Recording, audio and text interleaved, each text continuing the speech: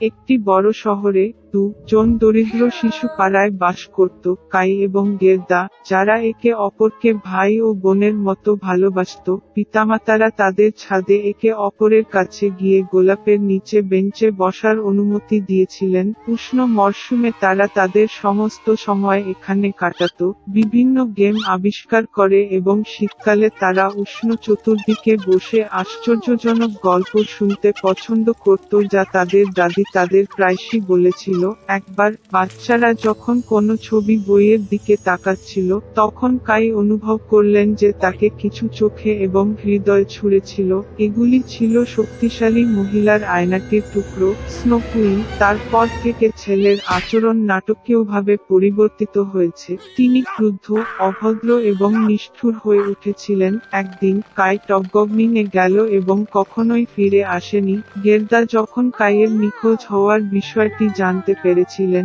তিনি অনেকক্ষণ কাঁদলেন, তবে তিনি নিশ্চিত ছিলেন যে কাই বেঁচে আছেন, তাই তিনি তার সন্ধানে যাওয়ার সিদ্ধান্ত নিয়েছিলেন। দীর্ঘ সময় ধরে জের্দা বনের মধ্য দিয়ে, মাঠের মধ্য দিয়ে হেঁটেছিল এবং তারপরে সে একটি দুর্দান্ত ঘর পেরিয়ে এসেছিল, ফুলগুলিতে সমাহিত। হোস্টেস তার কাছে এসেছিল। এটি একটি বড় ঘরের টুপিতে পুরানো জাদুকর বৃদ্ধা সত্যিই গার্দার পছন্দ করেছিল এবং তাই সে দরিদ্র মেয়েটিকে জড়িয়ে ধরে চিরকালের জন্য তাকে তার সাথে ছেড়ে চলে যায়। গের্দা তার ভ্রমণের উদ্দেশ্যটি ভুলে গিয়ে অতিথিপরায়ণ হোস্টেসের দুর্দান্ত বাগানে খেলতে অনেক সময় ব্যয় করেছিল। একবার তিনি দুর্ঘটনাক্রমে একটি গোলাপ দেখতে পেলেন এবং কাইয়ের কথা মনে পড়ল এবং সঙ্গে সঙ্গে জাদু থেকে উঠে রাস্তায় চলে গেল।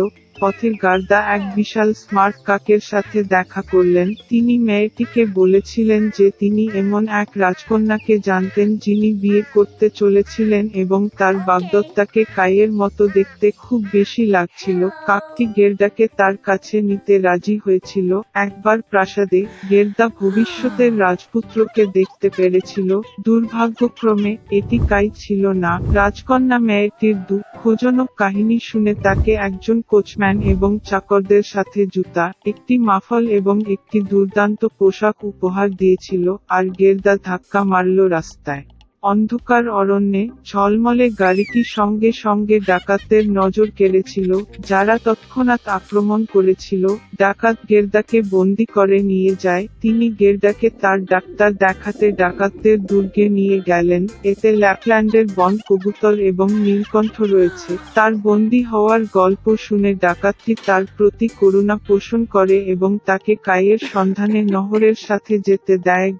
রেইন্ডার মেয়েটিকে বুড়ো ল্যাপল্যান্ডের মহিলার কাছে নিয়ে আসে। সে ক্লান্ত মেয়েটিকে গরম করে তোলে এবং খাওয়াত। তিনি তার বন্ধু ফিনের কাছে শুকনো কডিতে কয়েকটি শব্দ লিখেছিলেন, যিনি স্নো কুইনের প্রাসাদের কাছেই ছিলেন। মেয়েটিকে সাহায্য করার জন্য বলেছিলেন। তিনি গার্ডাকে বুঝিয়ে দিয়েছিলেন যে কাইয়ের খারাপ আচরণের কারণটি আয়নার টুকরো যা তার হৃদয় এবং চোখে আঘাত করেছিল এবং উষ্ণ প্রেমময় হৃদয়ের শক্তিতে বরফ গলে না গেলে তিনি কখনোই এক হতে পারবেন না।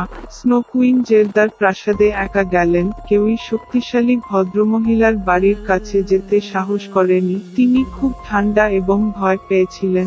দুর্গে নিজেকে খুঁজে পেয়ে গের্দা আশ্চর্য হয়ে গেল যে তিনি কতটা ঠান্ডা, নির্জন এবং মৃত। শীঘ্রই তিনি খেয়াল করলেন কাই, যিনি সম্পূর্ণ নীল হয়ে গেছেন, শীত থেকে প্রায় কালো হয়ে গেছে। ছেলেটি একটি কোণে বসে এবং বরফের তলা থেকে চিরন্তন শব্দটি লেখার চেষ্টা করেছিল, কারণ এক্ষেত্রে তিনি স্নো কুইনের কাছ থেকে উপহার হিসাবে পুরো বিশ্ব এবং একজোড়া নতুন স্কেট পেতেন।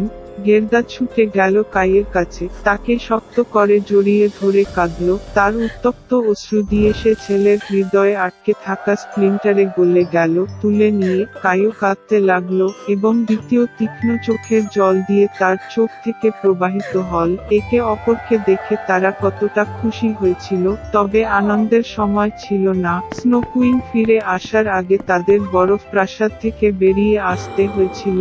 কাই এবং গেরদা অবশেষে স্নো কুইনের রাজ্য থেকে বেরিয়ে এলে তারা তাড়াতাড়ি বাড়ি ফিরে গেল। ফেরার পথে তারা সমস্ত বন্ধুদের সাথে দেখা করেছিল যারা তার অনুসন্ধানে গার্ডাকে সহায়তা করেছিল। বাড়িতে তাদের প্রিয় ফুল ফোটানো গোলাপগুলি তাদের জন্য অপেক্ষা করছিল এবং যা ঘটেছিল তা শীঘ্রই তাদের দ্বারা ভুলে গিয়েছিল ভারী স্বপ্নের মতো। অনেক দিন আগে একটি সুন্দর রাজকন্যা একটি বিশাল দুর্গে বাস করত এবং তারপরে তার বাবা তার জন্মদিনের জন্য তাকে একটি সোনার বেলুন উপহার দিয়েছিল। রাজকন্যা উপহারটি এত পছন্দ করে যে সে তার সাথে তার সমস্ত সময় ব্যয় করেছিল। এই দিনগুলির একটিতে মেয়েটি বাগানে একটি বল নিয়ে খেলতে বের হয়েছিল, কিন্তু খেলে সে কিভাবে পুকুরের কাছে শেষ হয়েছিল তা খেয়াল করেনি।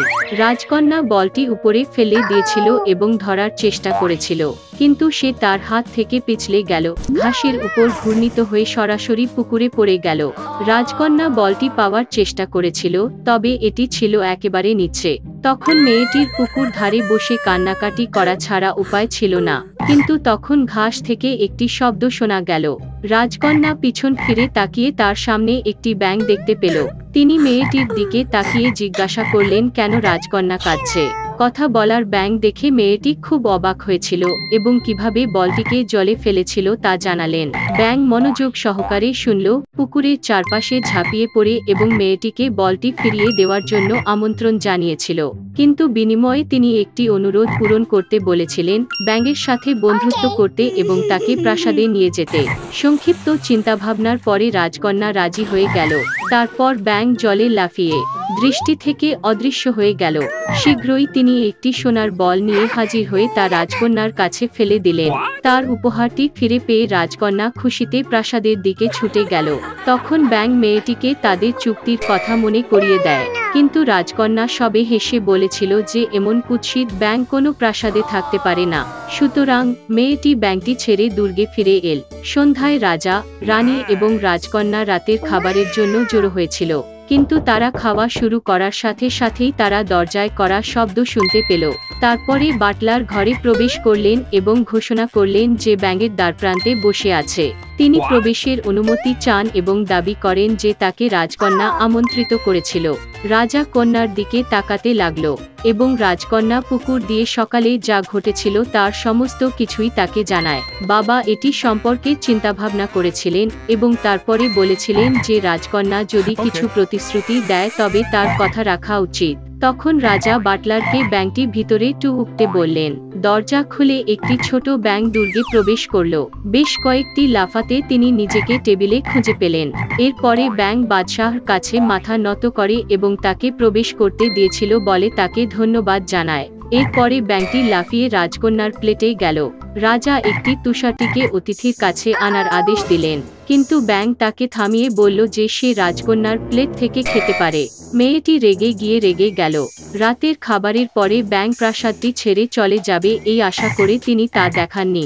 তবে রাজকন্যা যখন টেবিল থেকে উঠেছিল, ব্যাঙ তার পিছনে পিছনে গেল এবং কিছুক্ষণ পরে অতিথি ঘুমাতে চেয়েছিল। রাজকন্যা তাকে একটি গেস্ট রুমের প্রস্তাব দেয়, তবে ব্যাঙ জানিয়েছিল যে এটি মেয়ের বিছানায় ঘুমাতে চায় এবং রাজকন্যা তার পিতাকে হতাশ করার ভয়ে সম্মতি জানায়। এরপরে ব্যাঙ রাজার বিছানায় ঝাঁপিয়ে পড়ল এবং মাথাটি নরম বালিশের উপরে বিশ্রাম দেয়, আর রাজকন্যাকে তার পাশে শুয়ে থাকতে হয়েছিল। সকালে ব্যাঙ মেয়েটিকে জাগিয়ে তুলে বলেছিল যে তার শেষ ইচ্ছা ছিল, যার পরে সে অবশ্যই চলে যাবে, আর রাজকন্যার হৃদয় আশায় ভরে উঠল। ব্যাঙ বিরতি দিয়ে মেয়েটির চোখের দিকে তাকাতে লাগলো এবং তারপরে তার ব্যাঙের ঠোঁটে চুমু খেতে বলল।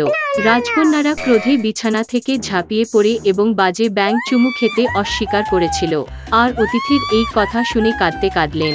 হঠাৎ রাজকন্যা দরিদ্র ব্যাঙের জন্য এতটাই অনুভব করল যে তাকে চুমু খাওয়া ছাড়া উপায় ছিল না। রাজকন্যা এটি করার সাথে সাথেই একটি উজ্জ্বল আলো ঘরটি জ্বালালো। এক মুহূর্ত পরে যখন আলো বেরিয়ে গেল, তখন তার সামনে আর কোনো ব্যাঙ ছিল না, হ্যান্ডসাম রাজকুমার। তিনি বলেছিলেন যে একবার দুষ্ট জাদুকরী তাকে অভিশাপ দেয় এবং বানানটি ভাঙার জন্য তাকে রাজকন্যার সাথে দিন কাটাতে হবে এবং তার কাছ থেকে একটি চুমু খাওয়া দরকার ছিল। বিস্মিত রাজকন্যা খুশি হয়েছিল। তারা একসাথে রাজার কাছে গেল এবং তারপরে বিয়ে হল এবং তারা পরে সুখে বসবাস এবং রাজকন্যা কখনো তাদের চেহারা দিয়ে লোকদের বিচার করে না।